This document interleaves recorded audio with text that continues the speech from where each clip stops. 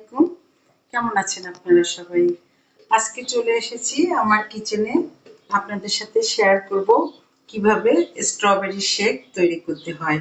আর strawberry shake তৈরি করতে এই যে এখানে আমি খুব টসটসে পাকা পাকা 10 থেকে 12টা স্ট্রবেরি নিয়েছি। এগুলো আমি ধুয়ে রেখেছিলাম পূর্ব থেকে। আর এগুলো এখন আমি এই যে ব্লেন্ডারে দিয়ে দিচ্ছি। আর এখানে আমি 2 কাপ পরিমাণ দই নিয়েছিলাম। এই দইটা আমি এখানে দিয়ে দিলাম। আপনারা এই ক্ষেত্রে দই না দিয়ে আপনারা জাল করা দুধও দিতে পারেন। আমার বাসায় দই ছিল তাই আমি দই দিয়েই এটা করছি। আর স্ট্রবেরিতে রয়েছে প্রচুর পরিমাণে ভিটামিন সি, অ্যান্টিঅক্সিডেন্ট। এটা আমাদের সবার জন্য অনেক উপকার।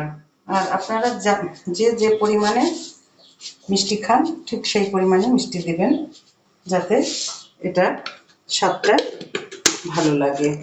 আর চাইলে আপনারা 1 চিমটি লবণ দিতে পারেন। বলেন। এই যে 1 চিমটি লবণ দিয়ে দিচ্ছি।